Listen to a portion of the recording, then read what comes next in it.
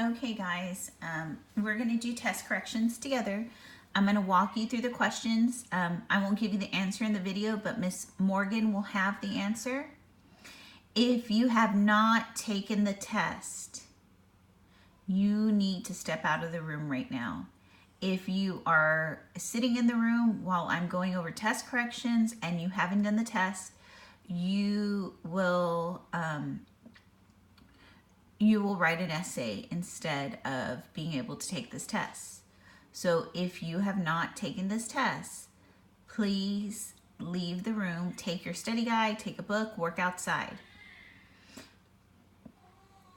Okay guys, what we're gonna do is we're gonna look at our most missed. I already know that there was an issue with 25, so everybody's gonna get 3 additional points on their test because I had messed up an answer choice and I didn't fix it when I was refixing the test. So everybody will get 3 additional points for 25. What we're looking at today is the 8 most missed. If you get it right, Miss Morgan will award a point for every question you get right. She will have an answer key. So what we're going to do is we're going to go to question 9. So question 9 has this prompt, and let me move my camera over a little bit. What we're going to look at is what is going on in our prompt. I'm going to read it, dissect it with y'all so we could better understand this document because we did miss 2 questions with this document. So this is Lisan al-Din ibn al-Qapitin. So just by the name, that tells me it's probably a Muslim name, right? He says, a very useful inquiry into the horrible sickness, Granada, Spain. So I know that this is a Muslim dude in Spain, right? So it says, if it were asked, why do we accept the theory of contagion? I don't know if y'all know what contagion means. Is people getting sick, people being contagious. When already the divine law has refuted the notion of contagion. Okay, so it's saying, why do we accept the theory of contagion when the divine law has refuted the notion of contagion? So there is a religious law refuting contagion. We will answer, the existence of contagion has been proven by experience, deduction, the senses, observation, and unanimous reports. So looking at this first sentence, these people are saying no matter what,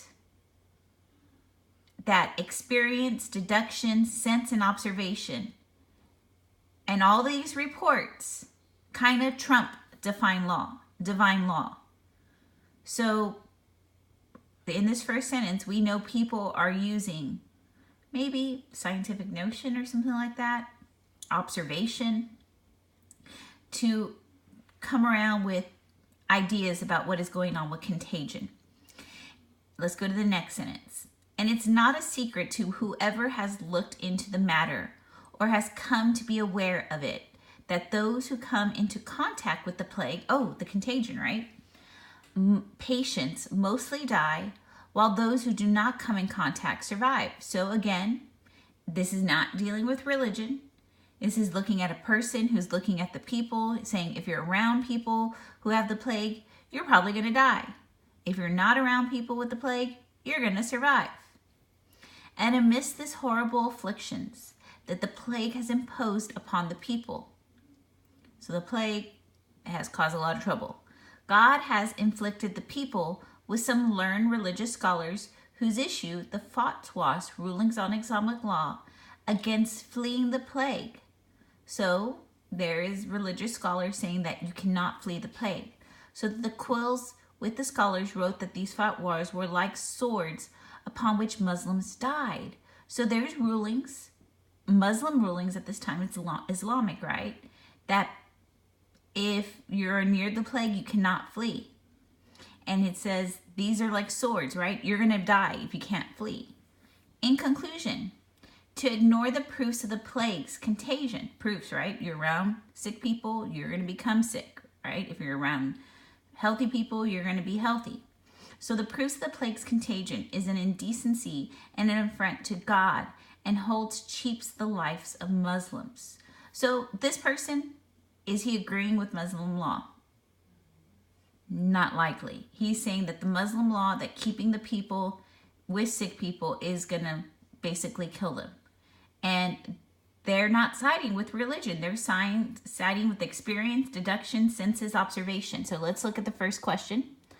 It says, the system of thought demonstrated by Al-Khattab in the passages suggests he was most influenced by which of the following? Was there any new understandings of the natural world during the Renaissance? Was there anything on Taoism, an understanding of the balance between humans and nature? Was there anything about Greek and Roman philosophical principles of logic and empirical observation? Or was there anything on Arab interactions with Jews, Christians, Zoroastrians, and pre-Islamic era? So as a class, talk this over with Miss Morgan. She may need to put me on pause. Y'all will come up with an answer choice. Y'all get it right, y'all get a point. But look back at what we talked about. We talked about experience, deduction, sense, observation, unanimous reports, right? We also talked about how he's upset with God, right? That these laws are like swords that Muslims will die. He's looking at the proofs of plague contagion is going to cheapen the lives of Muslims. So go back through that, determine what y'all think is the answer. We're going to look at a question 11. Okay, so now question 11. The passage by Al-Khattab best illustrates which of the following? Was there anything about literary tradition of long-distance travelers in the Islamic world? Sorry, world's misspelled. I need to fix that. Right? Did we see anything about long-distance travelers in the Islamic world in this passage? Did we see the growth of scientific thought and innovation in Muslim Spain? Did we see the impact of Christian attempts to reconquer Spain from the Muslims? Or was this the efforts of Islamic missionaries to spread their faith along trade routes? So go back to the passage. Did we see anything of literary tradition in this? Was there anything about literature? Did we see the growth of scientific thought and innovation in Muslim Spain? So let's go back to this. We know it's a Muslim. We know they're in Spain. Did we see the impact of Christian attempts to reconquer Spain?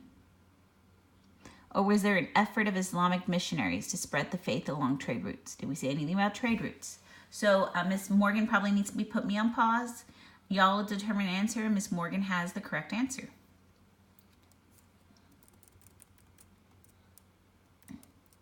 Okay, the next one we're going to look at is question 17, but I have to read the passage in 16. This is a letter from Muhammad ibn al-Hassan, a Jewish merchant and Indian, to his brother in India circa 1133 CE. He says, "Brother, you have written to me that you have sent roughly 6,300, should be 300 pounds, of black iron to me from India in a ship of Muslim captain Abdul Khattab Ibib. Okay, but when the ship arrived, here was only carried 5,100 pounds. And the Muslim ship owner said that it was everything he had received from your Indian agent before setting sail." Okay, so obviously there's an issue with the cargo. There's some cargo that is missing, right? We see that the cargo has left Indian, okay, maybe the Middle East, and has gone to India, right? So to compensate for the difference, I have charged you, the Muslim captain, transportation fee for the above mentioned iron that was sent to me here in Aden, and for the pepper that was sent with it. So apparently he's charging them for everything he's sending back, iron and pepper. I'm also charging you for the transportation fee for the items that I am sending to you in India, including 25 pounds of copper bars, 10 Berber mats in package, cloth, a piece of lead weight, 245 pounds, and 2 large boxes of sugar and package of the best Egyptian paper. So looking at this, they're trading. We know in the first paragraph, there's an issue, not everything came, so he's charging him a fee. So let's look at question 17. The letter best illustrates which of the following continuities. So continuity, what it means is a consistent trend in this time period. So we know there's people trading They're selling stuff back and forth and they're writing letters. Do we see state support? Did I see a government for merchants encouraging greater commercial activity? Anywhere in this letter did the government come forth encouraging those merchants? In this paragraph, did I see anything about technological advances in shipbuilding that hindered means hurt, the growth of Afro-Eurasian trade? Did I see merchants? They had created key trade cities. They're a city in one and a city in another. And trade cities are also known as diasporic communities along important trade routes. Is there cities that these guys are in that they're trading? Or do I see increased commercial wealth will lead to the emergence of new social structures dependent on slave labor? Was there anything on slave labor here? So let's go back through our choices. Did I see anything on government helping the merchants? Did this paragraph talk about technological advances that hurt trade? Did this paragraph talk about merchants trading using cities? So let's go back, right? This guy is over here in a Jewish merchant in India, and he's trading with a guy in India, right? Do I see these trade cities along important trade routes, or do I see increased commercial wealth that led to the social structures? Was there anything about social structures? So Ms. Morgan needs to put me on pause, and then y'all could come up with an answer, and she'll tell you what the answer is. Okay, the next one we're going to look at is question 20, but we need to read the document. This is Marco Polo, the travels of Marco Polo in 1300. It says, with these pieces of paper, they can buy anything and pay for anything. And I can tell you that these papers that they reckon at 10 Byzantines do not weigh one. So apparently they're dealing with cash, right? Paper. All these pieces of paper are issued with as much solemnity and authority as if they were pure gold or silver. And on every piece a variety of officials whose duty it is have to write their names and to put their seals. So again, they're making these dollars very official, right? They're as official as they are gold. And when all is prepared duly, the chief officer or deputy by the Khan, okay, so Khan, that tells me Muslim, right? Smears the seal entrusted on him with vellum and impresses it on the paper so that the form of the seal remains imprinted upon it in red. The money is then authentic. Anyone forging it will be punished with death. Okay, so these are official papers. If you are trying to forger, you're going to die. And the Khan causes every year to be made such vast quantities of this money, which cost him nothing, that it must be equal in amount all the treasures of the world. So this paper is highly regarded, is equal to what it is in gold. Furthermore, all merchants arriving from India or other countries and bringing with them gold or silver or gems and pearls are prohibited from selling to anyone but the emperor. So merchants coming in from other nations must only trade with the emperor. So this Khan, who's the emperor, okay, that should probably tell us it's probably China, right? He has 12 experts chosen for this business, men of shrewdness and experience of such affairs.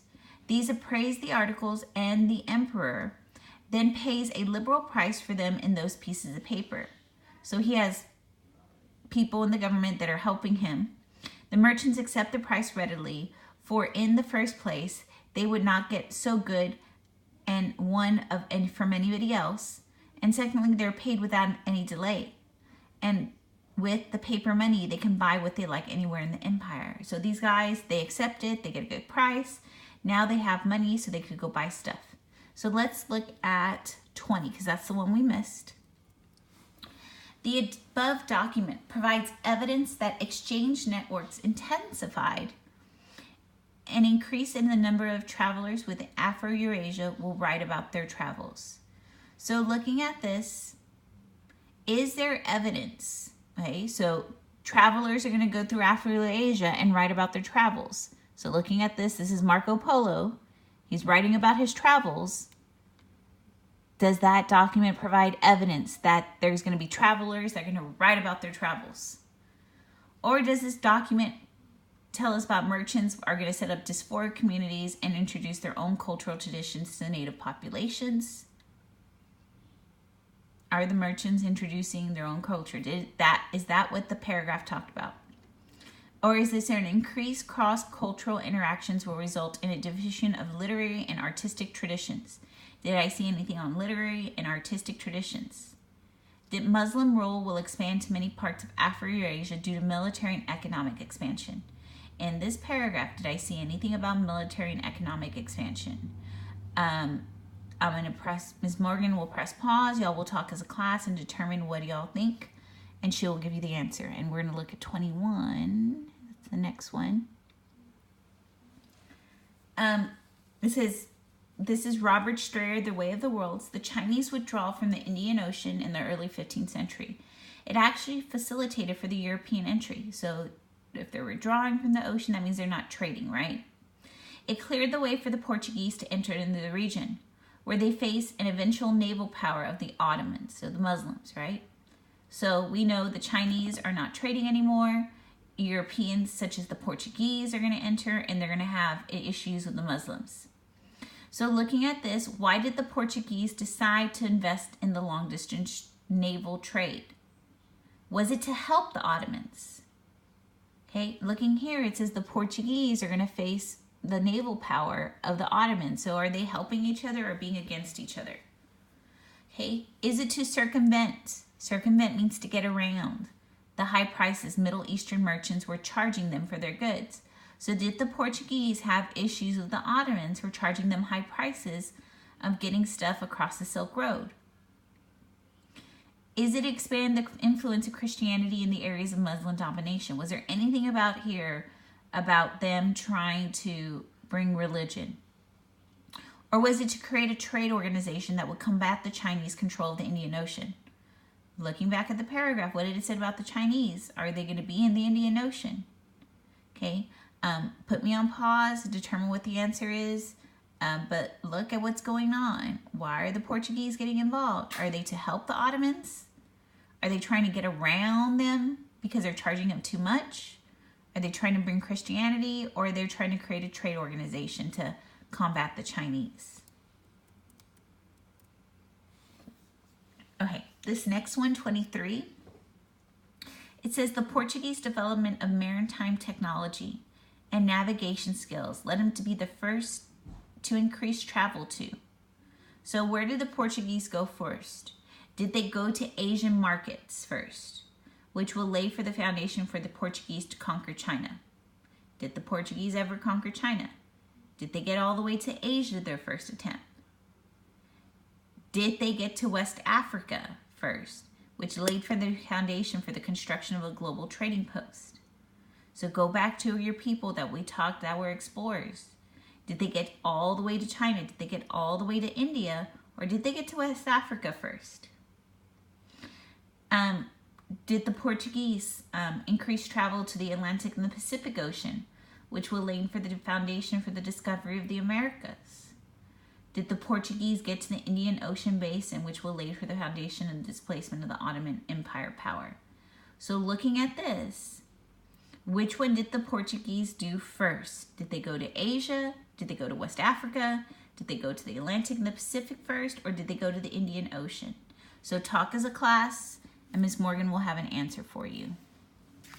Okay, 25, we're going to fix that on everyone's. Okay. We're going to look at 29 and 30. So this is a map. I don't know if y'all could tell, this is Afro-Eurasia, right? This is Africa, this is Europe, this is Russia, what we know, this is the Middle East, this is Southwest Asia, this is China. Okay. Now we're looking at this bottom map. Do y'all see Africa again? Do y'all see Europe? Do you see the Middle East, Southwest Asia, China, Russia? Okay, we saw that in that map right there. But now look at this map over here. This is probably something new, right? We see that this is South America. This is North America, and this is the Caribbean.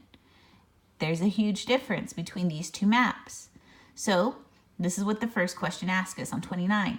The main difference between the above map and the map below is which of the following? Is the top map a topographic? Topographic means it's telling about the geography, and the bottom map is a political map. Do I see nations? No. Do I see geography? Okay, the top map is only on the Eastern Hemisphere, so let's look at that. Eastern Hemisphere, make concurrences with your partner. And the bottom map includes the Western Hemisphere. Okay, talk about it. The top map has a land trade route map. The bottom map has an oceanic trade route. Okay, so was there anything about a trade route, land trade route there? Okay, was there anything about a sea, oceanic trade here? Okay, the top map is from the Renaissance and the bottom map is from the Dark Ages. So I'm going to show you the maps again. Y'all see that one? Y'all see that one? Here's the question. Talk it over. Ms. Morgan has the answer. Put me on pause and then y'all can move on. Let's look at 30. Which of the following explorers would have been able to make the observations in the second map? So here's the second map. We talked about this being Africa, Europe, Middle East, Southwest Asia, Asia, the Americas on this other side, right? Which explorer would have made the observations on the map? The new observations about the Americas. Is it Da Gama? Is it Cook? Is it Columbus? Or is it Zheng He? Ms. Morgan has the answer, so concur as a class what y'all think it is. If you do not like your grade on the test, you could email me for a prompt. The prompt will deal with chapter 2021 about Aztec and Inca, along with European military and technological advancements and how they use them to get economically and politically advanced. If you want to do something extra to get this grade up to a 70, again, you have to provide evidence. I will read them. You will have to sit down with Miss Morgan during Tribe to write about this. You need to prepare for it on your own. I will grade them. I will send you a prompt. You have to email me too to get the prompt. Okay? And you have to talk to Miss Morgan. You'll have a good day.